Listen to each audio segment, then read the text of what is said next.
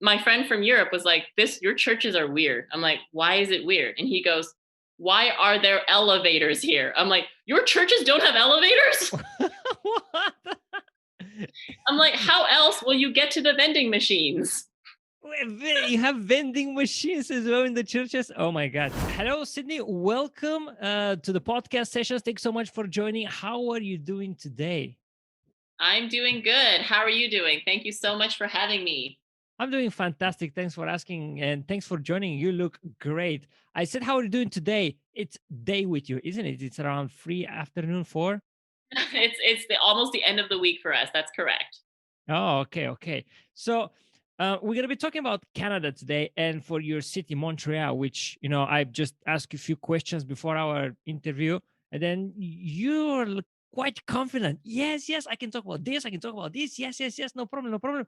So as usual, I don't wanna know things in advance. I prefer to be wild at the moment. So I'm really looking forward to learn stuff about Montreal. The only place we visited here in the podcast was Banff, which is quite west and quite Hmm. forgotten, maybe. Not many people go there. And I'm very interested about Montreal. But before we go to Montreal, what I'm keen on is I just want to learn stuff about yourself. So, Mhm. me, my audience, we're curious about our guests as well. So, why don't you tell us real quickly, like summarize your life till now? What's happening? Great. So I am actually the first one in my whole family that's born here in Canada. So that means that since me, there's been like 70 of us. But I was Hold on, the hold on. very How first. many? How many? There's like 70 people in my family. To be fair, they're not all born here. Some of them just immigrated one at a time, and they're like collecting in British Columbia. I personally feel like my family's just trying to create their own island. There's like, we're gonna take a small island in Canada, and it'll just be us. That's it. So, but I actually moved to Montreal for school. But being the first one in my whole family that was here first and born here, I was named after my grandfather, and he named me the Snow Sparrow. So snow, because we live in Canada, and when I was born, it was snowing, very uncharacteristic of that part of Canada in British Columbia, that it was snowing so hard. So, and then sparrow was the bird of China. So it was like the bird of China flew into the land of snow as a kind of a land of opportunity thing. And I was a symbol of hope for our family. So that was a very beautiful way to name the first child that was born here. And so there was always so much that I wanted to represent when I was growing up through too. So I was also one of the first ones that went to university here for that same reason, because we had the opportunity to. And so that's why I actually moved to Montreal and McGill. And then I did my master's in Paris, and then I came back to Montreal. And then since then, I've lived in San Francisco, Copenhagen, and also Jiangmen, China. But it was the San Francisco that probably changed more than anything else in my adult life. So I had a friend who said that if I was very interested in tech and startup, then I needed to move to San Francisco. So I moved there with a one-way ticket, and then I moved in with him within like 10 days of him saying that. Because really believe that travel is all about opportunity. Your opportunity may not come twice. And if you've ever traveled anywhere, that will 100% be true. Somebody, provided an opportunity, offered something, or there was this great benefit or program or something. Take it now, because you may never be able to experience it the same way again, or you may not have the same things lined up in your life to be able to do it later. So I was there. I was super inspired by other entrepreneurs and startups and tech people, that I created a platform for tech investment called Venturx. And it was a platform that helps vet tech startups in order to get investments better and faster and easier than what currently is available. So I came back to Montreal to build that out, because Montreal is one of those cities that is really interesting to be able to build things and create things. And then usually what happens is that we execute it elsewhere, usually in the US, where things just move really, really fast. But while I was here, I was able to also do a lot. So I even wrote a book during the first quarantine here.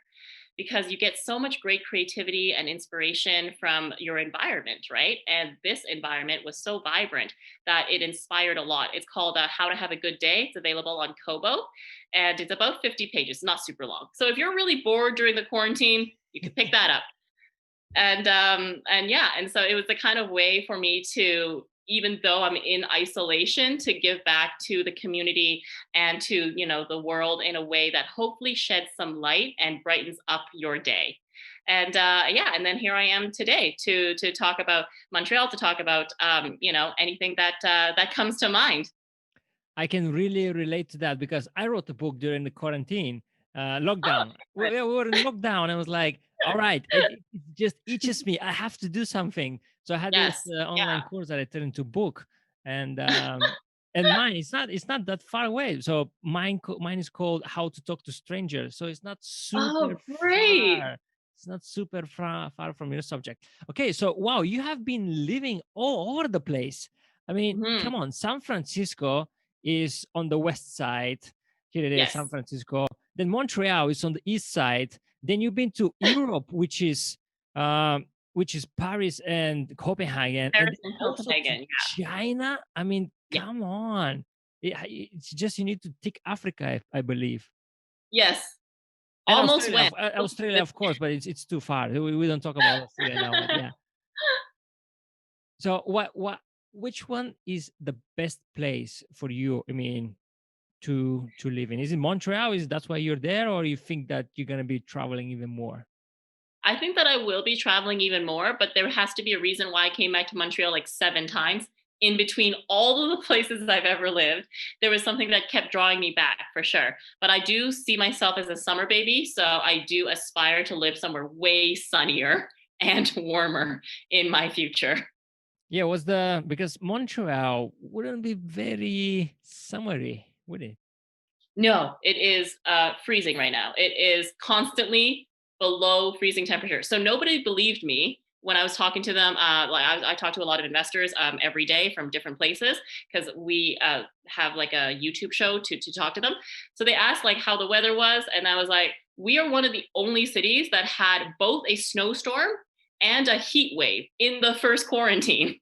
In the first quarantine, which was several months, we had both of those things. We went below 30 and like 30 plus. Wait, It's a wait, wait. So 60 hold on. degrees Are Celsius we talking difference. about March, April? Is that So yeah, so March, April, we had freezing rain and snowstorms. And then in June, when we were like, coming out of it and things like that, it was a heat wave. So they had heat wave warnings, but they also had snowstorm warnings during the first quarantine because that's how our weather normally is. oh dear me. Okay, well we touch the weather then in that case. Since we know the weather, um that's all for the weather. Weather so okay, weather is crazy. When is the best time to visit Montreal in that case? So also unfortunately, it's a very small window. It's our window of summer, but not during the heat wave part of the summer. All of our festivals are outside, and they're all in 1 month in July.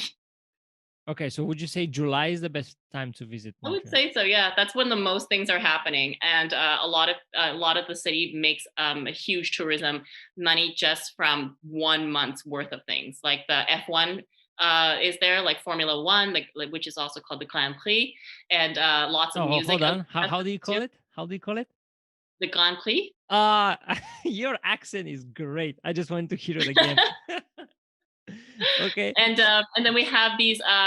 Okay, so Montreal's an island the shape of a banana, Yeah. but there is another island that was created out of garbage, and Wait, then what? it it was What the created. Yeah, it's called Jean-Drapeau, and that's actually where music festivals are that are very expensive, by the way, to get in. And so they have raging music festivals that are there. It was created out of garbage originally. Around the time of the first Olympics when Canada hosted and did terribly, we we did not show off our athleticism that those years. That was Canada was one of the only countries ever that did not win a single gold medal when hosting the Olympics. Wow. It was, yeah, it was not a time to brag for anybody. But we did create that island and the metro system. And now that island does not look like garbage. It looks like a regular island because it's like been a long time. But that's actually where a lot of these summer festivals are hosted. So that's really, really cool too. What's the name of this island? Jean-Drapeau. Yeah, you're gonna need to help me a bit with that. Jean-Drapeau. Yes. Drapeau meaning flag. Oh, I saw something next to it, next to Montreal. Yes. Terrebonne. It's not Terrebonne. No, that would be like a town. Okay, maybe you know what? I think it would be best if you just we type in the description after that, so No the viewers problem. can have a look at it. Okay, I think when we talk about today, make a note of some things like that, and Okay. then you send it on the chat. Oh, that's perfect. Okay, Yes. let's have a look at it then.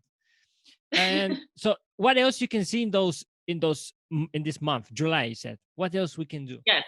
The other thing that's really big is the Jazz Festival. So the Jazz Festival is a really big festival where they have outdoor music shows as well as indoor ones, of course, like at the actual concert.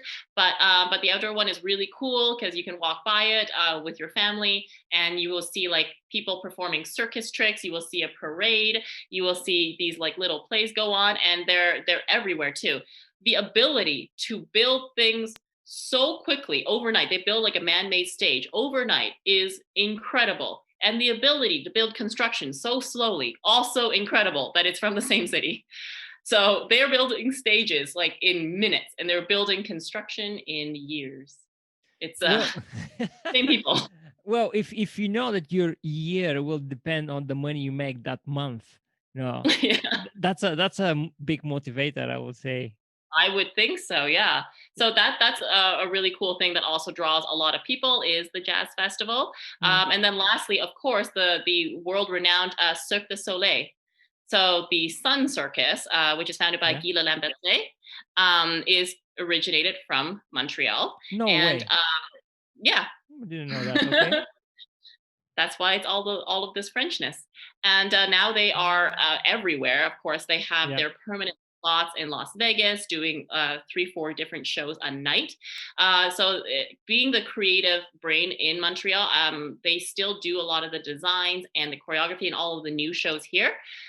So that is a permanent tent that looks like a giant circus tent that is in Old Montreal. So that also happens there too. Then they have a lot of like, entertainment and things like that around it. So then you can also go paddle boating, not paddle boarding, paddle boating. You can do obstacle courses outside that will take you like an hour. It's really long. It's on like a pirate ship. So they have all of these things outside as well in the summer to promote these kinds of festivals. Okay. Yeah.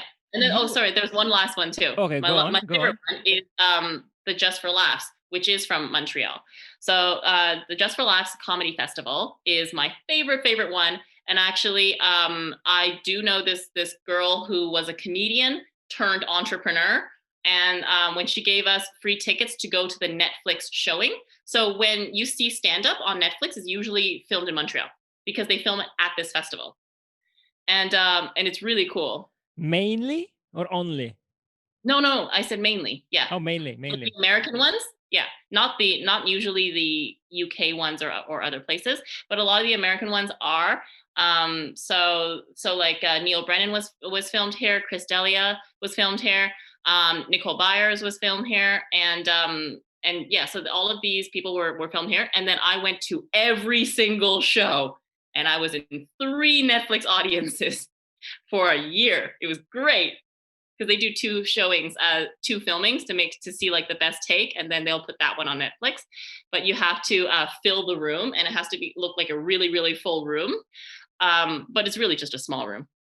And then you can also like adjust everything that looks just like the way that that is required for Netflix as well. So you can't wear shirts with logos. You can't wear like bright colors and things like that. But yeah, that show is awesome. So Chris Rock comes, Dave Chappelle comes, Louis C.K. comes every year, Kevin Hart comes, and there's a lot of people that really see this kind of a event as this is their milestone of their career. They either made it to the Montreal Just for Laughs or they didn't. I'm a huge comedy nerd. Yeah, I can see that with all the names that you were, mentioning, you were talking about that with a lot of enthusiasm. I can see that. Yeah, You also mentioned old Montreal, so I would assume yeah, there is a new Montreal as well. Probably old Montreal is the old town, the old city. But yeah. in addition to the events that you mentioned and the festivals, what else can we see in terms of places to visit, architecture, that type of things? Yeah, so in terms of architecture, definitely Old Montreal is the best part because it does remind you of old Europe. So they still have cobblestones, they still have horses with carriage, they still have buildings that were actually quite short until recently, I gotta say. So there were places that wanted to keep so much of the old architecture that is very, very difficult to upkeep. This is the Notre Dame, which is the of course the famous one in Paris, except about 30% of the size. Yeah, I was going to say it's a bit small, but it's A still, lot- but it's not on a lot. fire, so it's okay. Yeah, it's not on fire, but also the other thing is that unlike the one in Paris, you get to pay to go into this one, Oh, which I was like, that's not a great way to convert people. You should be more inviting. is it Um, is it expensive to visit attractions in Montreal? I would assume in general it's an expensive city, isn't it? no, in general, it's oddly enough a very cheap city in comparison to most North American cities. It's a very cheap place to mostly live and rent and just like to be around for sure. Old Montreal is just a little bit more expensive because it's more touristy, but if you compare your cost of living and your standards of living. For example, when I was living in San Francisco, 80% or more of your income goes to your rent, which is insane because that like Paris is not that expensive in comparison to the average household income. Whereas in Montreal, you can still get a very reasonable 20 to 30% of your income could go to your rent or your mortgage. And that's perfectly normal. Okay, all right. So good place to live. So well done for escaping Paris. Then Copenhagen is also a bit expensive, uh, over there. So what about the attractions? So how much we usually need to spend for attractions in Montreal? Yeah, so it does depend on what it is that you want to do. So a lot of the attractions you would probably only do like once, like go to Cirque du Soleil or go to like Six Flags kind of thing. But other attractions are very reasonable. So one of my favorite yearly attractions is actually called Cabana Sucre or Sugar Shack, and that is maybe like $30 or so buffet. And so it's a meal. That's what it Is really that, is is. that your favorite attraction to go to eat? It's so much fun. Okay, so what you do is that because Canada is famous for the maple leaf, right? That's Yeah, that's on our the flag. flag. Yeah. All the maple trees come from mostly Quebec and the Quebec region. So it actually only comes from one part of Canada. Every April or so, so like the beginning of the spring at the end of the snowfall, you have this event where you go off into the woods, like a cabin in the woods somewhere, or like sometimes fancy restaurants will have it, and it's called the Sugar Shack. And then you go and you have these like luxurious like breakfast foods everywhere. So you have pancakes and eggs and beans and bacon. You also have tea, sugar, like sugar beer, which is really just maple syrup beer. And of course, the thing on the snow, which is on your upper side, like at the top of the screen, you can see people pouring maple syrup onto snow. And then you take a popsicle stick and you roll that into a popsicle. Wow. So that is like a whole big brunch thing, and you only can have it once a year. You have to go out into the woods where the maple trees actually are, and you get to see these buckets that are attached to the trees where they get all the syrup. And Oh, sometimes hold if on. you're So lucky, these buckets here, these cans, is that's what they're for? I thought they're just like trash cans. no, they're for the maple syrup. They're Okay, collection cans. so how exactly are you collecting the syrup? So you collect it in the form of maple water, and then you have to bring it to another building to distill it and basically concentrate it into the syrup. Wow. So what do you? So you just in a way open the tree over there and then just let it Yeah. dip into the. Okay. Mhm. All Yeah, right. there's holes, and then it goes into the bucket. And Ah, it only interesting. produces once a year. So Mhm. that's why this event, which is if you happen to be here during the spring, highly recommend that you go because it's something that's unique to Canada and only available in Quebec area too, because we don't have any of that in British Columbia or Banff or any other kind of place like that because they don't have maple trees. Wow. So you can do that only in Quebec. Yes. But So that's Quebec why is but Quebec is quite big, isn't it? it's very large, but a lot of it is also tundra. So you can't live in the snow. Yeah. So yeah, it's physically large. All of Canada is physically large and underpopulated as a Western country. Yeah, yeah, you can see Quebec is quite massive. Yeah, I would assume the tundra becomes from here upward is light green. Then you Yeah. cannot live there. Yeah, Yeah. It's understandable. about 4 times the size of France, I think. How many times? Four. 4 times the size of France. Yeah. About Damn. And then probably has half time, half of the rest of the population of France. it's less than half. It's less than half. Okay, all right. Yeah, it could be the population of Paris and its surrounding areas. It's way less. We have way fewer people than you think. Our Okay, population is okay, only 10% of the US and we're okay. physically larger. Mm-hmm. I know. I've seen the map. Although maps lie a bit. Okay, that was really curious about the maple syrup. Um, I want to ask you about some other things that Canada is known for, but I kind of want to stick to the question that I asked you before. What can we see? You Yes, said you have to see this buffet. I was kind you of have hoping to see to show you this some. thing. Yeah, I was kind of hoping to see. No, we're gonna go back to food, but I was kind of yeah. hoping to see some, attractions that you can show us. Hmm. Yeah, so that is well, that is one of the attractions, the buffet, but also going to a lot of beautiful hikes and things like that are also very very popular here. The Notre Dame Cathedral, of course, because Quebec used to be the last standing province that had the most amount of churches and cathedrals. But my favorite church is so it was under the Catholic control until I believe about the 60s, which is very late. Because if you think about, you're either going to be under the control of the Catholic Church or democracy and government and those kinds of things. So the rest of the country had it, but Quebec didn't have it until for like a very very long time. The funny thing about churches now is that because I'm in tech and in startup and investment now, they're using the same churches that are running out of money to turn them into convention halls and entertainment and like venues. And so you can see like the people that are giving speeches about tech to be standing on, I don't know what it's called, but those like balcony areas where like Uh-huh. the angels sing, but they're really just like talking about tech news, and we're sitting in like the pews and everything, and the confession stands are still there. So some of the churches have turned into those, which I thought was very entertaining. But the other thing that is really cool to go and see also is that one of the churches is on the mountain.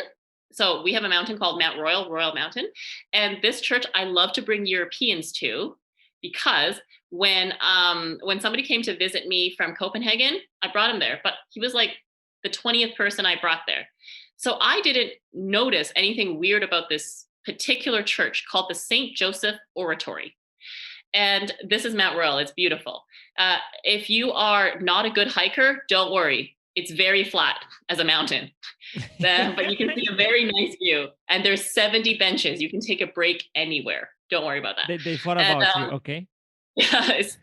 So when you go to this church, the St. Joseph Oratory, this church, my friend from Europe was like, your churches are weird. I'm like, why is it weird? And he goes, why are there elevators here? I'm like, your churches don't have elevators?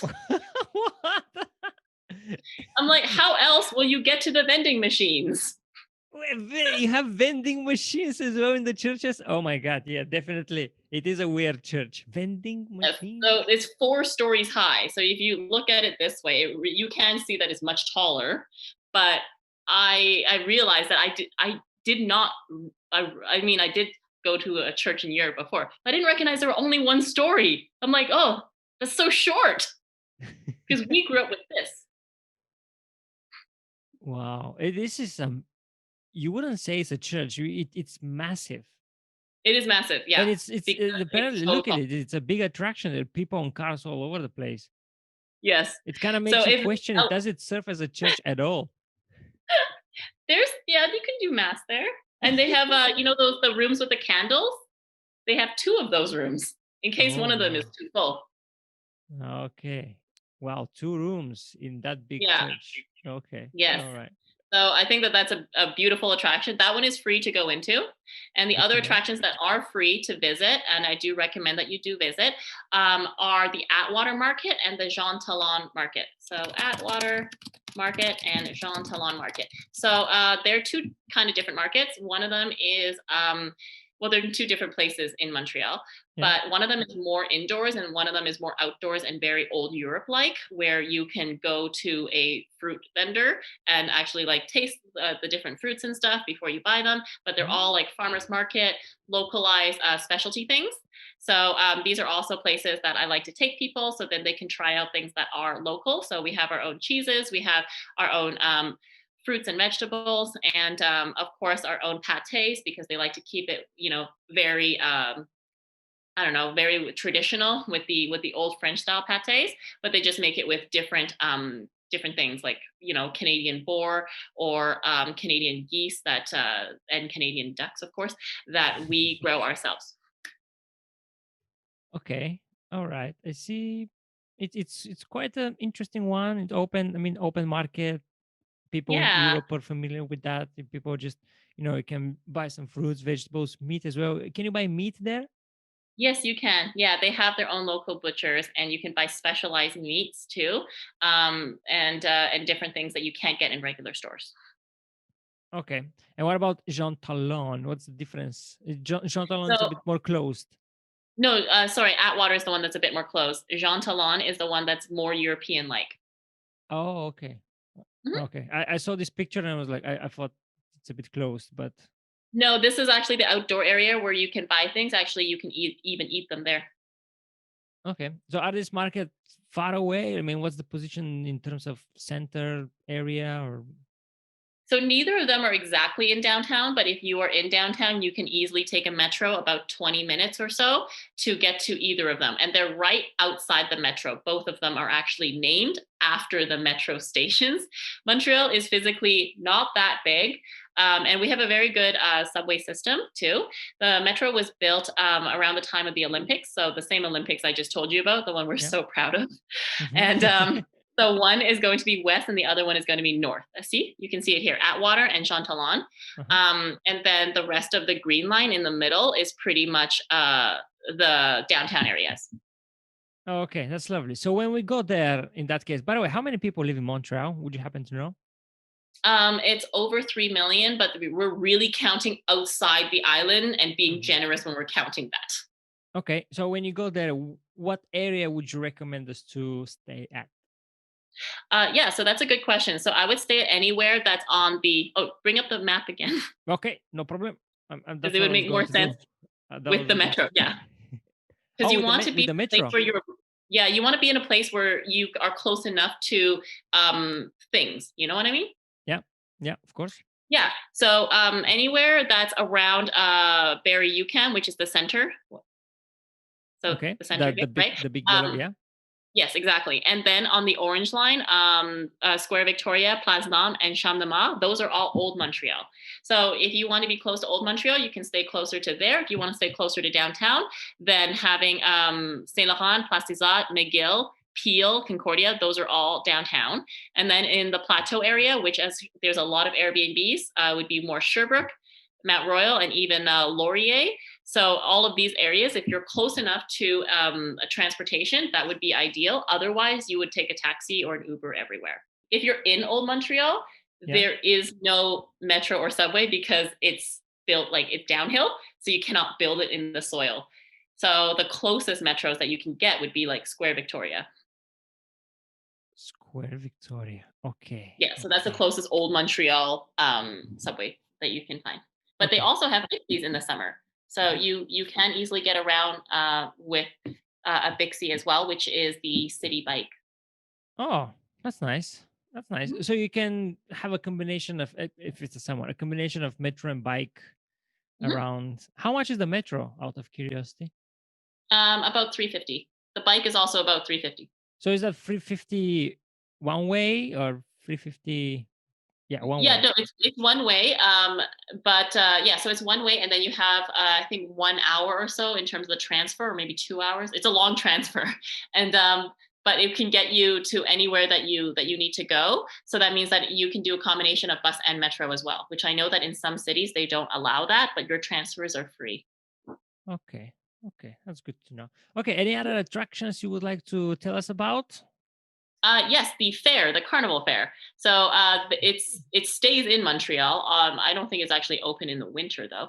But yeah, so the carnival fair is in Laurent. So that is on the Jean-Drapeau Island. That's the man-made island, and so this fair is part of Paramount Wonderland's like collection. So that is like the collection of all these different county fairs or like collection of roller coasters, I guess. So we have amongst some of the oldest roller coasters in Canada. I don't know if that's a good or bad thing. It depends how much you like roller coasters. So that one is, I believe, over $50 for a ticket. If you go during the fireworks festival, which is a huge bonus, also in July, and sometimes August, then you can actually go there at night and stay for the fireworks festival, where you can watch the professional acrobats do shows and watch the fireworks show at the same time just with one ticket. So that is really, really cool. You can see the fireworks actually technically from almost anywhere in Montreal. The fireworks festival is a competition against other countries. So Canada is in it, of course, the US, China, Italy, Spain, France. So there's a lot of places that are in it. And then there's a winner at the end of the show. So it's every Wednesday and Saturday. It starts at Laurent, meaning like it actually is from there. But the cool thing is that if you get a Laurent ticket and you go there for your day at the fair, really cool to actually see the fireworks like spew out of the water and get to see the acrobats perform right in front of it as well. So So time it that way if you can. once again, when is that happening? Usually between July and September, every Wednesday and Saturday at 10 p.m. Every Wednesday for a good 3 months or even more. There's a lot of countries that are in it. Yeah.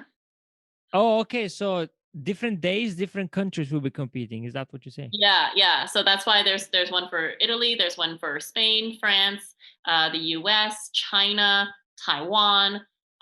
There's a ton. There's a ton that's in there, and then you can also hear the music as well, which is on public radio. But they will also be available if you're actually at Laurent. These fireworks are massive. It's like New Year's Eve. And then Yeah, it's every twice a week. Isn't it great? Oh my goodness. New Year's Eve all the time. Yeah, somebody who likes this type of festive period. I mean, going the summer in Montreal. This is crazy. So many fireworks. Wow. Okay. Whew. Okay. Anything else? Or my next question will be food. So before we go to food, if there is something else you want to add, now is a good time. In terms of what to see? Yes. Okay, so if you are not able to come in the summer, because I know everyone always tells everybody to come in the summer no matter where they live. They're like, the Arctic, just go in the summer. So if you cannot go in the summer, and you're here in the winter, there are winter festivals where we encourage people to go outside at minus 30 degrees. Wow. So awesome winter festivals are called Montreal Lumière. So Montreal in lights. So everything is lit up, including, actually you can look this one up for the Notre Dame Church, but for like Nuit Blanche. So within Montreal Lumière, which is about a week and a half, there's one special day called Nuit Blanche. They have it all over Europe, because my first one was in Europe. And they light up and have like a cultural night, where they go to all these different cultural activities, usually for free. So it would be the Museum of Arts, of Fine Arts. It would be the Notre Dame. It will be in Place des Arts. So there's like a festivals area where they will have free Ferris wheels and zip lines and toboggans, because we're Canadian. So of course we're going to build a toboggan in downtown. It's not very long. It's like a block long, but it's pretty fun to do. And you have these like beautiful lights and everything. But when you go to these other cultural institutions like churches and other places and museums, They may also have special things for you there. So they'll tell you about the history of Montreal. They'll tell you about the history of the, certain religions. The Jewish Museum was also open to talk about the history of the Holocaust. So they had all of these different things that are open and closed at different times. Oh, and the other one that was really cool was the Biodome, which is an indoor zoo, because Montreal's super cold, so we had to keep animals inside, and then just change the temperature of each room. So the indoor zoo, they had the March of the Penguins. So they built ice sculptures for penguins to play in, and then we go and see them and visit them, and they play outside, and it's really cool. So that's when they take the penguins outside for the first time in real snow, and they get to play in these like built beautiful ice sculptures at like a playground kind of thing. So all of this is part of the same festival, which is a winter festival where they encourage people to go outside and pretend it's not cold. Wow. Okay. So many festivals. So the one thing I know about Canada, so I'm learning more and more about Canada tonight. So it's very cold, and you like festivals. Yes, That's what so I'm much getting from. so that we will go outside and like dance in snow jackets for some of them. All right. Okay, so let's move to food then. Why don't you make me Yes. hungry? What can we eat? What can we eat over there? So here in Montreal, they have a lot of history that is really embedded and told through the food. So you already know about the buffet, the Sugar Shack that I told you about, and why that was important was because of the maple syrup, and how that really prospered throughout. And so there are a lot of other foods that are very specific to Montreal and to Quebec.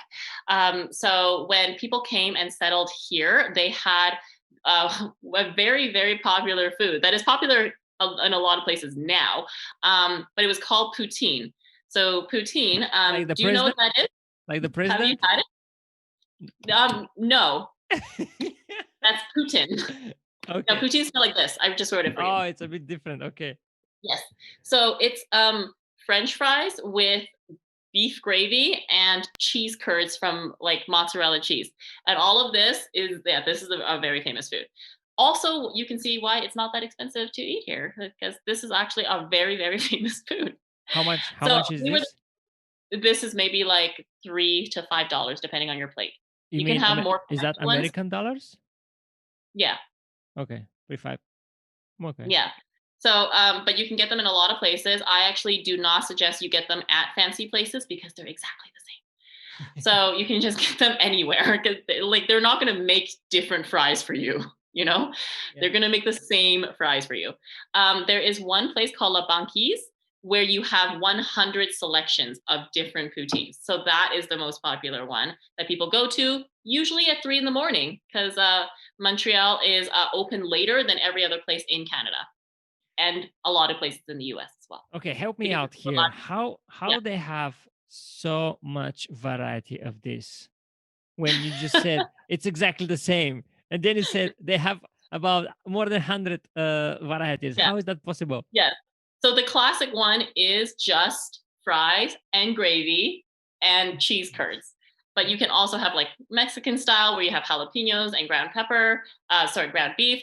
You can have like a fancy lobster one if you really want to. You can have so many different ones. You can have, spicy, not spicy. You can have things with different chicken on it. So you can have a lot of different kinds. But if you just get the classic ones, there are people that tend to go to really expensive places, but just to get the classic one, Okay. then you really don't have to do that. And they're also more available than like any other food because it's like a munchies food too. They're available till like 5 a.m. You'll be able to find them. Okay. So now that you mentioned you can even go at 3 a.m., Yes. I imagine I can see it. This is a food for after you had a few drinks in the club and you're going home and you're hungry and it's like, okay, let's go and have some poutine. So there is the famous one I told you about, the La Banquise, is actually open 24 hours. You can actually have it the next day if you don't feel so good from drinking the night before.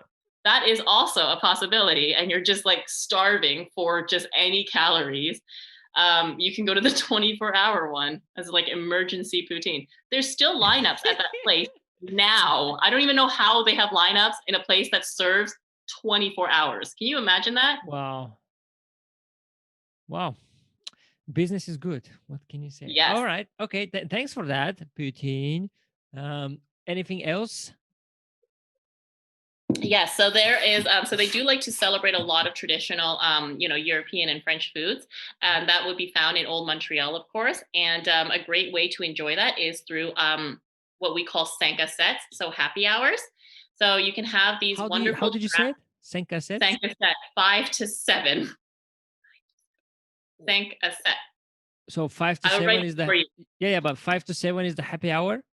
Yeah, is the hour that you finish work and then you go for after work drinks. That's why it's called sept, happy hour. Okay, 5 to 7. So you finish work usually. What time you usually finish work? It's not 5? In this case, it's around 5. Yeah. 5. Okay, but the happy hour is at 7?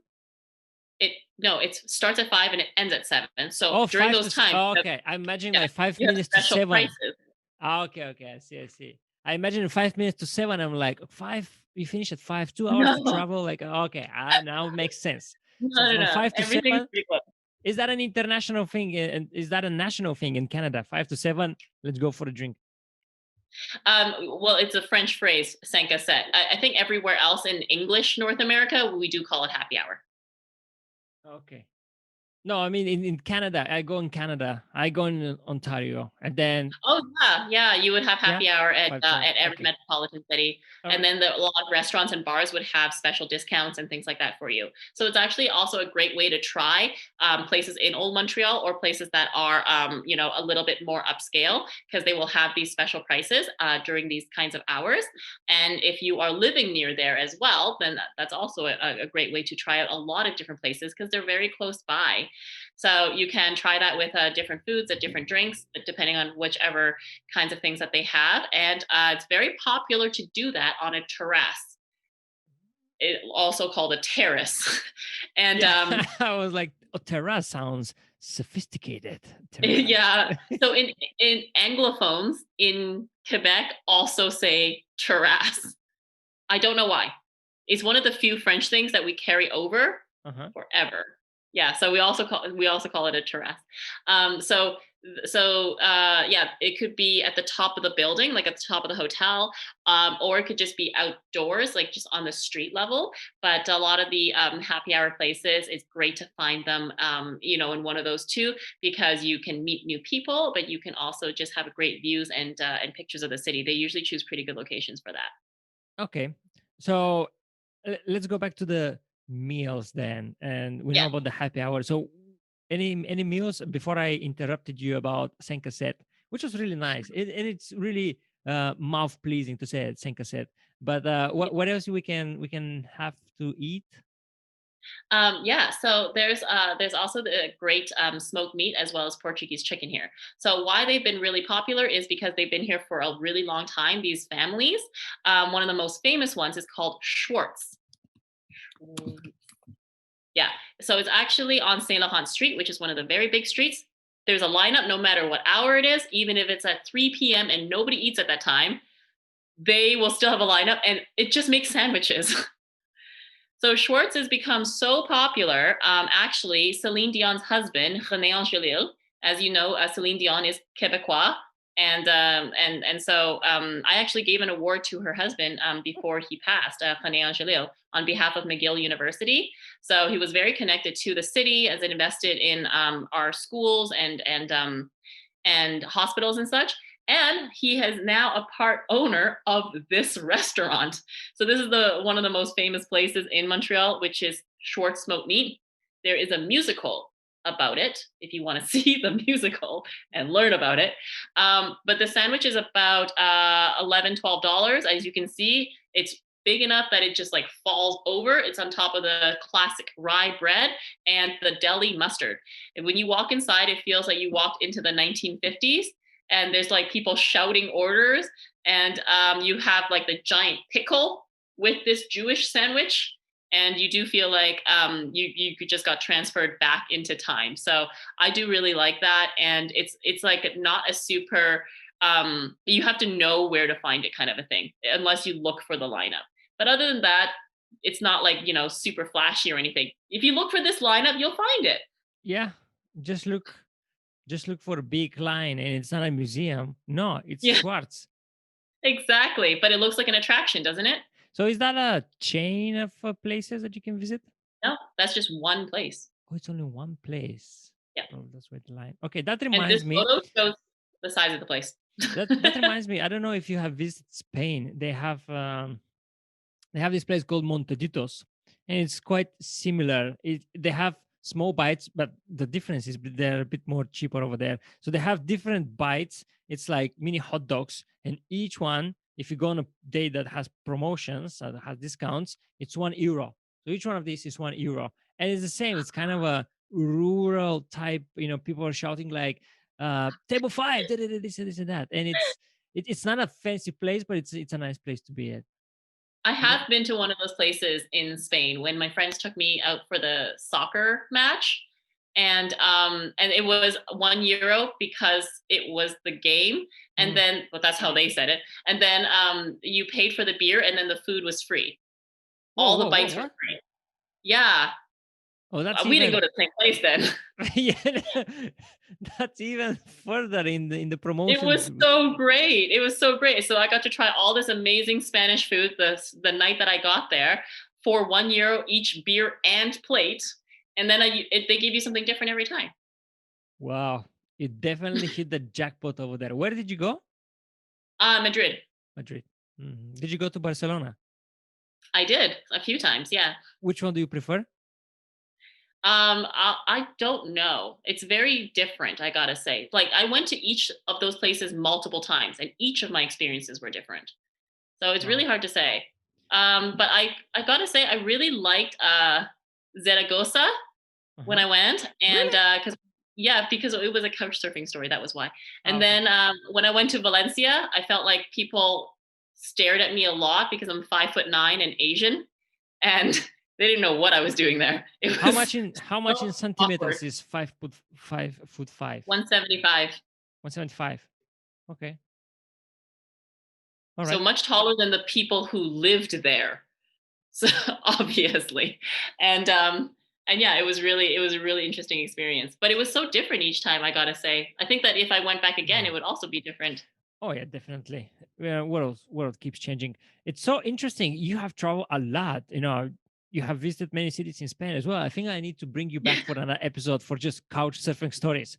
But Yeah, for now, I must say I'm pleasantly surprised because I didn't know what you're gonna came up when it comes to food here and what you're gonna serve to us. But I'm pleasantly surprised because it's not like uh Canadian steak or I don't know. I was expecting something more normal. I mean, that's super fancy, but it's different. Okay, do you have one more, different. at least one more food to share, and then we can move forward? Yeah. So Oh one of my my God, you favorite. have really? I thought you I you do. run out, Yeah. but okay, let's go. So Let's hear it. in Montreal, we are really big into authenticity, right? So how authentic the place is much more valued, which is why Schwartz is very very high valued because they use the same recipe that takes 8 days to marinate that beef. 8 days to marinate that beef, um, just to do that, and then they take a few more days to smoke it. It's like a whole thing, right? So the process of things are very high valued there. So I really love actually having the old fashioned dim sum, which is a Chinese dim sum. So you go and you order a lot of these small plates, usually at brunch. But what I really loved about it is that they have the little carts and you order verbally, just like you would in old China. Hold on. Okay, let's try and find that out. What did you say is the name of the place? So this is called cam fung. I'm going to write that in for you. Okay, Cam fung. thanks So so much. This chat is very handy in your situation. so The things that you're giving me are difficult. Okay, go ahead.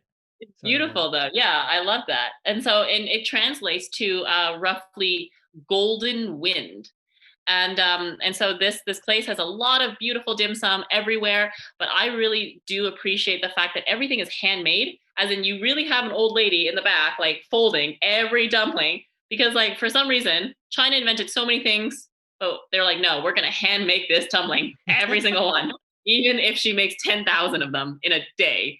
And it's always like this is the other place. That's not the same place. Wow. I mean, Uh, there are many yeah, people. I hope it's not just one lady folding the dumplings.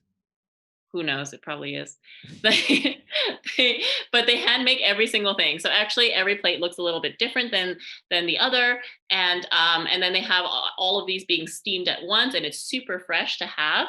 So I really do love taking people there as well, and even the way that it's like set up is really funny because it looks like it's in an abandoned mall. That means even if I tell you the name, I wish you luck trying to find it because I gave you the name so you can find the building, but you actually have to go through something that looks like an abandoned mall and then go up 2 flights of escalators.